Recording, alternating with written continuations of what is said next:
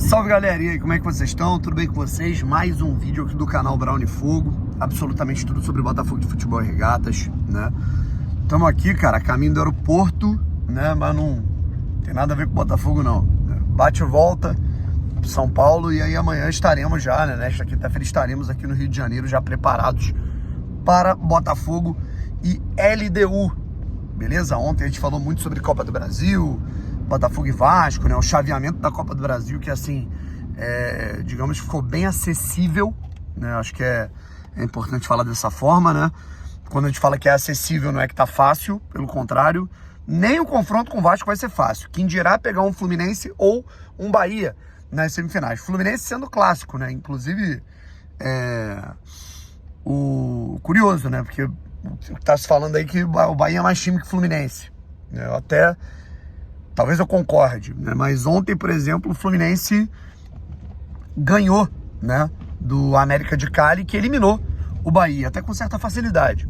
Então, não tem dessa, cara, não tem facilidade. Do outro lado pode vir Cruzeiro, que é um puta time, Atlético Mineiro com sede de vingança, Corinthians, que é sinistro também. Então, assim, vambora pra ver o que vai acontecer.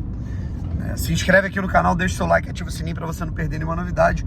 A gente fala aqui sobre a chegada do novo centroavante do Botafogo.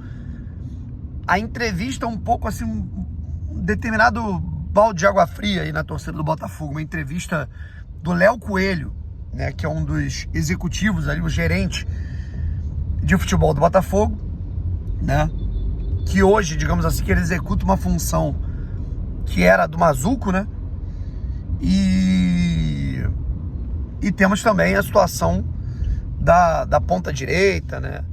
Entre outras situações. Seguinte, galera.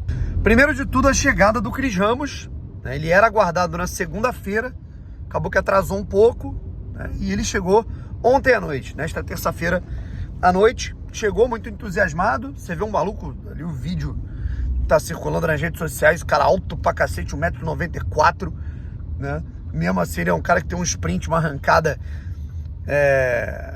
interessante, né? É aquilo, depois apurando, você vai entendendo o que se quer, né? Que no primeiro momento, o David, ele quer um jogador com um novo centroavante, no estilo centroavante mesmo, né? Aí você pensa, bom, vai ser aquele cara no estilo do Arthur Cabral pra disputar a posição com ele. Aí daqui a pouco vem, não, ele quer um cara mais móvel. Eu falei, cara, como assim?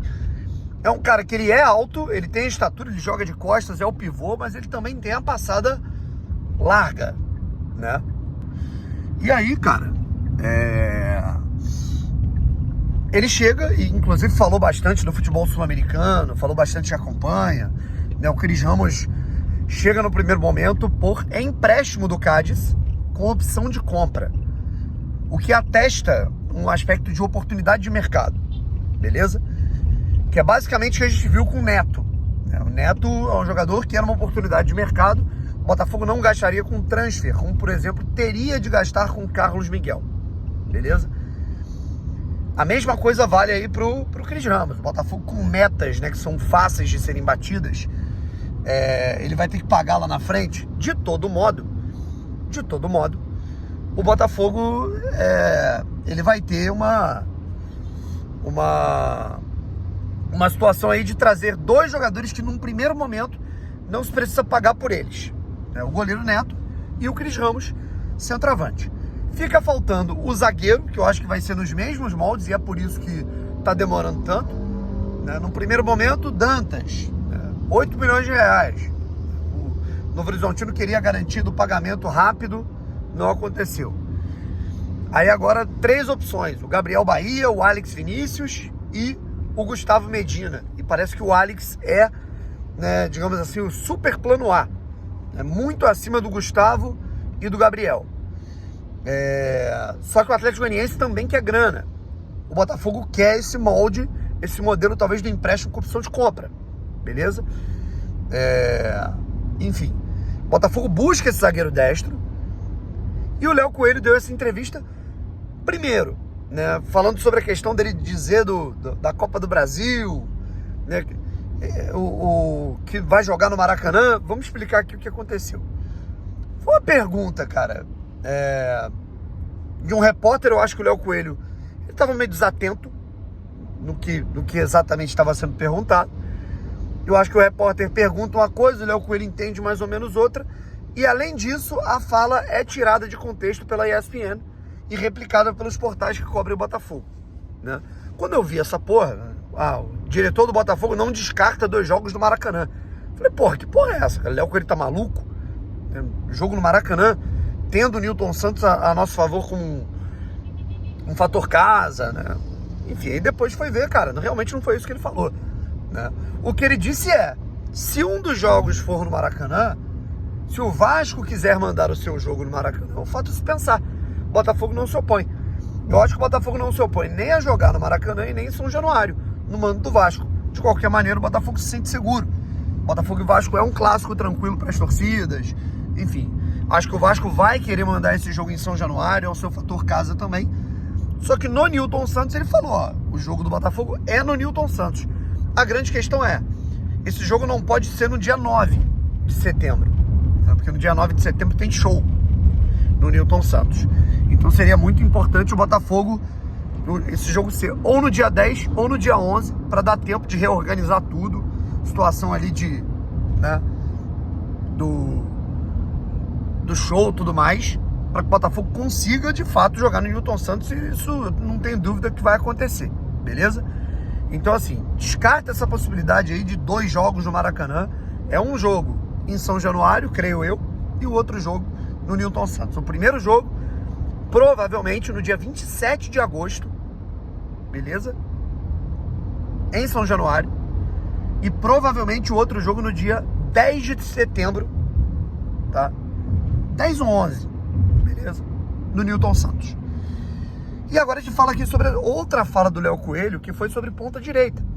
Ele falou, ó, ele tirou as expectativas, é aquilo, deu um banho de água fria na torcida do Botafogo, mas ele foi honesto, foi sincero, foi papo reto. Ah não, estamos avaliando, chega lá na frente e não contrata ninguém, quem vai sofrer é ele. A cobrança, e aí, você não falou que estava avaliando ponta direita e tal? O Botafogo de fato está avaliando algumas possibilidades no mercado. O Iconé, né, que é um... Mas aí o Iconé teria que pagar, né, pra Fiorentina, ele estava emprestado pro Como, né? E o que o Léo Coelho falou é o seguinte, cara, a ponta direita, nesse momento, o Botafogo não está buscando, a não ser que seja uma oportunidade de mercado. A mesma situação, eu não diria nem que é a mesma situação, porque o Botafogo ele foi atrás do Cris Ramos e fez a oportunidade acontecer, de um jogador vindo por empréstimo. A mesma coisa o Botafogo está fazendo em relação ao zagueiro e a mesma coisa o Botafogo fez em relação ao goleiro, certo? O que eu discordo do Botafogo, eu acho que é inacreditável o Botafogo não ir no mercado tentar pelo menos um... Eu não estou falando que o Botafogo tem que investir num ponta de primeira divisão, ponta de primeira prateleira, um jogador que custe 10, 15 milhões de euros, porque nesse momento o orçamento está limitado, tendo em vista tudo que está acontecendo entre John Textor e Eagle. Acho que todo mundo tem que ter noção da realidade. Mas para mim é fundamental que o Botafogo olhe para o seu orçamento e fale, dá para contratar um jogador para pagar tanto por mês e dá para contratar um jogador que dê para pagar tanto de transfer ou só empréstimo. Beleza, vamos trabalhar com o que a gente tem. Mesmo que venha um jogador ali de segunda divisão, um jogador de primeira divisão, um jogador de mercado alternativo, um jogador que está no mundo árabe, na Ásia, sei lá. Mas eu acho que o Botafogo ele tem que tentar, né? Tentar encontrar no mercado, buscar esse atleta que passe pelo crivo da competitividade e esteja dentro do orçamento. Para mim, o Botafogo não pode deixar de estudar isso. Isso é imprescindível. Enfim. E amanhã a gente volta com mais detalhes sobre o Botafogo e LDU. Valeu, rapaziada. Um abraço, tamo junto e fui.